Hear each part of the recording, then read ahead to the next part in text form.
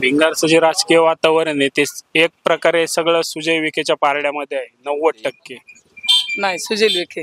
चटई क्षेत्राचा प्रॉब्लेम आहे तो चांगल्या प्रमाणात सुटेल. दुसरी गोष्ट म्हणजे भिंगारमध्ये बऱ्याचशा समस्या आहे अजून, जसं की रोडच्या हायवेची समस्या आहे. त्या कॅन्टोन्मेंटच्या मार्फत सुटत नाही कारण की ते परमिशन भेटत नाही तर काही काही गोष्टीची. ते बऱ्यापैकी चांगलं होईल पुढे जाऊन. नगर मधून कोण निवडून येईल अशी शक्यता आहे? सुजय विखे. कोणी करीत नाही. आजी हं. कोण येईनवर वाटतं निवडून आता? आता हे बघ त्याच्या हातात आहे, आपल्या नाही हातात. हा करखड बोललो ते मी. फक्त इलेक्शन आले का प्रत्येक जण येऊन हात जोडतात, आम्ही हे करू ते करू. इलेक्शन संपलं, ज्याचे त्याचं सीट ज्याला त्याला भेटलं तर सर्व सामान्य जनतेला गोरगरिबाला विसरून जातात. नमस्कार, मी अशोक बडे. सध्या देशामध्ये लोकसभेच्या निवडणुका सुरू आहेत आणि अहमदनगरची निवडणूक ही अगदीच चुरशीची आहे. तर आपण आज भिंगारच्या मार्केटमध्ये आलेलो आहोत आणि या मार्केटमधून जाणून घेऊत की इथल्या व्यापाऱ्यांच्या, इथल्या नागरिकांच्या ज्या काही स्थानिक समस्या कोणत्या आहेत त्यांना पूर्ण थोड्याशा त्यांच्याकडून आता हे जाणून घेऊ. नमस्कार मावशी. नमस्ते. आपल्या समस्या काय आहेत? नाही, सगळं एकदम व्यवस्थित आहे आता. पहिले जे म्हणजे पाणी येत नव्हतं ते आता पाणी ते सगळं आपल्याला येते. भिंगारमध्ये काही ट्रॅफिकची समस्या आहे का? हो, ट्रॅफिक ज्यादा होती. यासाठी तुमच्या काय मागण्या असतील? येणारं जे सरकार असेल, कोणतंही असो सरकार, त्या सरकारकडे तुमच्या मागण्या कशा काय असतील?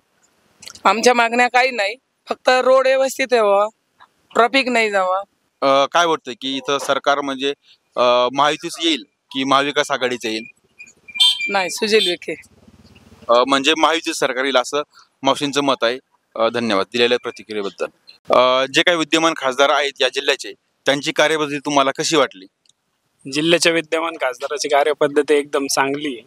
तसं बघायला गेलं तर पहिले जो विकास झाला नाही नगरमध्ये, जी गरज होती ती गरज आता सुजय विखे जवळपास चांगल्या पद्धतीने करत आहेत. त्यांचे कोणते 3 विकास कामे सांगा प्रमुख? त्यांचं पहिलं विकास काम जो उड्डाण पूल बांधलाय नगरचा तो एक. दुसरं म्हणजे त्यांनी जे भिंगारचा जो पाणी प्रश्न जो मांडलेला आहे. दुसरी गोष्ट जे पाणी प्रश्न आम्हाला जो हर उन्हाळ्यामध्ये फेस करावा लागायचं, जे 8 दिवसांनी 10 दिवसांनी पाणी यायचं, ते आता 1 दिवसाआड पाणी येऊन आमचं जवळपास बऱ्याचशा पैकी तो पाणी प्रश्न सुटला आहे. आणि तिसरी गोष्ट आमच्याकडे तिसरा जो आहे तो जो त्यांनी रोड केलाय, रिंग रोड वगैरे, ते पण भरपूर प्रमाणात चांगल्या प्रमाणात काम झालेलं आहे. आणखी एक जिव्हाळ्याचा प्रश्न असा आहे की भिंगारचं जी काही सध्या कॅन्टोन्मेंट बोर्ड आहे, या कॅन्टोन्मेंट बोर्डचं महानगरपालिका क्षेत्रामध्ये समाविष्ट होणार आहे. याबद्दल त्यांनी जी काही कार्यवाही केली त्याबद्दल आपलं मत काय? ती चांगलीच कार्यवाही. एक प्रकारे जे होणार भिंगारचा जसं चटई क्षेत्राचा प्रॉब्लेम आहे तो चांगल्या प्रमाणात सुटेल. दुसरी गोष्ट म्हणजे भिंगारमध्ये बऱ्याचशा समस्या आहे अजून, जसं की रोडच्या हायवेची समस्या आहे. त्या कॅन्टोन्मेंटच्या मार्फत सुटत नाही कारण की ते परमिशन भेटत नाही तर काही काही गोष्टीची. ते बऱ्यापैकी चांगलं होईल पुढे जाऊन. भिंगारचं राजकीय वातावरण कसं? भिंगारचं जे राजकीय वातावरण आहे ते एक प्रकारे सगळं सुजय विखेच्या पारड्यामध्ये आहे 90%. लोकप्रतिनिधी कसा असला पाहिजे? लोकप्रतिनिधी हा सुशिक्षित तसंच चारित्र्याचा चांगला असला पाहिजे, गुंड प्रवृत्तीचा नको. तसं बघू शकता तुम्ही, कालच एक घटना घडली आहे, तीच घटना आम्ही आता पाहत होतो, तुम्हाला दाखवू शकतो तशी ती घटना आम्ही. हे आमचे भाऊ आहेत, बंधू, त्यांच्यासोबत ही घटना घडली आहे, तुम्ही पाहू शकता. त्यांच्यावर काल हल्ला झालाय निलेश लंकेच्या लोकांकडून.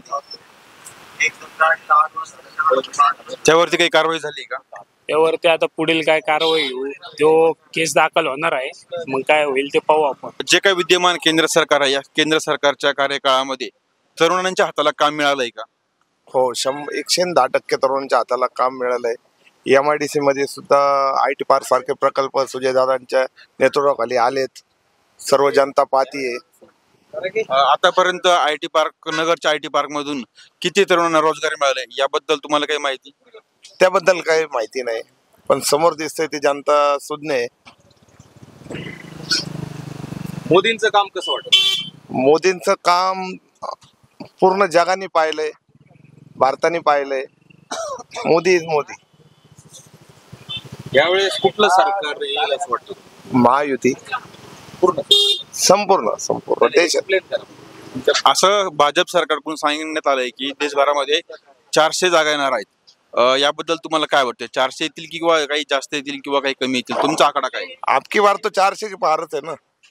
तुमचा पण आकडा तोच आहे का? तो येस. देशात तपास यंत्रणा कोणत्या कोणत्या आहेत? तपास यंत्रणा ईडी आहे, सीबीआय आहे, भरपूर यंत्रणा आहेत. या तपास यंत्रणाची ओळख तुम्हाला कधी झाली? भारतीय जनता पार्टीचं सरकार आल्यापासून याच्या अगोदर तुम्हाला या तपास यंत्रणा आहेत असं काही माहित होतं की किंवा नाही? जाणीव सुद्धा नव्हती आम्हाला. ओके, म्हणजे यांचं असं मत आहे की ईडी सीबीआय ह्या ज्या काही तपास यंत्रणा आहेत, या तपास यंत्रणाची ओळख यांना भाजप सरकार आल्यानंतर झाली आहे. त्याच्या अगोदर यांना या तपास यंत्रणाची कुठलीही कानकून नव्हती. नगरची परिस्थिती कशी वाटते तुम्हाला राजकीय? असं बोललं जातं की महाराष्ट्राच्या राजकारणामधून की नगरमध्ये खूप दडपशाही गुंडगिरी चालते. हे खरं आहे का? दडपशाही गुंडगिरी स्थानिक पातळीवर चालू आहे, बऱ्याचशा ठिकाणी चालू बी आहे. नगर जिल्हा ऍक्च्युली पाहता तर खूप मोठा जिल्हा आहे. 13 तालुके आहेत, 2 शहर जोडले गेलेले आहेत. 43 लाख लोकसंख्या आहे. हो, तर त्यामुळं काही ठिकाणी दडपशाही गुंडगिरी तर चालूच आहे. आता बघताय नगर मधली कालची ताजी घटना आहे. अशा भरपूर घटना होतच असतात. गुंडगिरी दडपशाही चालूच आहे. मी अशोक बडे. आपलं नाव काय? निलेश सोनटक्के, आपण भिंगरमधून बोलता ना? बेंगारमधून. हो. नगरमधून कोण निवडून येईल अशी शक्यता आहे? सुजय विखे. त्यांचे कोणी जे काही 4-5 कामं सांगता येतील? त्यांनी भिंगारचा प्रश्न जो याच्यामध्ये केलाय महानगरपालिकेमध्ये ते परत त्यांचे कामं चालूच आहेत, चांगलेच काम आहेत त्याच्यावर. एक मोदी सरकार, मोदींकडे पाहून तर मत त्यांनाच. मोदींचे कोणते 2 कामं? एक राम मंदिर आणि भरपूर कामं केले त्यांनी, तसे पण भरपूर योजना आणलेल्या. राम मंदिर हे सरकारी काम आहे का? सरकारी काम नाही. सध्या देशामध्ये भारतीय जनता पार्टीकडून असं सांगण्यात येतं की संविधान हम बचाएंगे आणि काँग्रेसकडून पण सांगता येतं संविधान हम बचाएंगे. आपल्याला काय वाटतं संविधान कोण बचाएंगे? मोदी सर, मोदी हो तर सुजय विखे. ज्या या मतदारसंघाच्या ज्या काही हे आहेत समस्या आहेत त्या कोण सोडवू शकतं? मोदी. तुमच्या अपेक्षा काय आहेत अजून लोकप्रतिनिधीकडून येणाऱ्या? यांच्याकडे जर परत यांना आपण एकदा निवडून दिलं तर कामं चांगलेच होते, एवढं त्यांच्यावर भरोसा आहे. सरकारकडून तुमच्या काय अपेक्षा आहेत? सरकारकडून आम्हाला जे भेटत नाही का, पाणी लाईट हे जागेचं नाही का, मला जनावर त्रास होतो, हे सोय व्हायला पाहिजे. दुसरं काय नाही. शेड पाहिजे, शेड टाकायला पाहिजे. उन्हात बसतात भाजीपालेवाले नाही का, त्यांना हे समस्या आमच्या भाजीपाल्यांची. दुसरं काय नाही. या समस्येसाठी तुम्ही याच्या अगोदर कधी पाठपुरावा केला होता? बऱ्याच वेळा केलं तर कॅन्टोन्मेंटला, पण ते साहेब काही इकडे येत नव्हते. यायचे तिकडले तिकडच जायचे. आम्ही प्रत्येक वेळा आम्ही सगळेजण नाही का जाऊन विचारायचं आम्हाला एवढे खरं आमच्या सोय पाणी उन्हाभर पाण्याची सोय नाही, काय नाही. भिंगार कॅन्टोन्मेंटचा महानगरपालिकेमध्ये समाविष्ट होणार आहे, याबद्दल आपण संतुष्ट आहात का? आता वाटतं आपलं जे आहे कॅन्टोन्मेंट तेच चालायला पाहिजे, हे की नाही. तुमचं काय मत आहे त्याबद्दल? व्हायला पाहिजे किंवा नाही व्हायला पाहिजे? पहिलं जे चाललं तेच पाहिजे. कॅन्टोन्मेंटचे बऱ्याच ठिकाणी काही मोकळे भूखंड आहेत. या भूखंडावरती नगरच्या जे काही राजकारण झालं त्या राजकारण्याकडून काही ताबामारी होऊ शकते का? महापालिकेला काय तुम्ही म्हणाल? ओके, धन्यवाद. हा, तुम्हाला ईडी सीबीआय इन्कम टॅक्स या तपास यंत्रणाची काही माहिती होती पहिल्यांदा? नाही. हे जे ईडी सीबीआय वगैरे हे तुम्हाला कधीपासून ऐकण्यात आलं? हे आता 4-5 वर्षामध्ये. म्हणजे भाजपच्या कार्यकाळात मध्ये तुम्हाला असं हे ऐकायला भेटलं, बरोबर?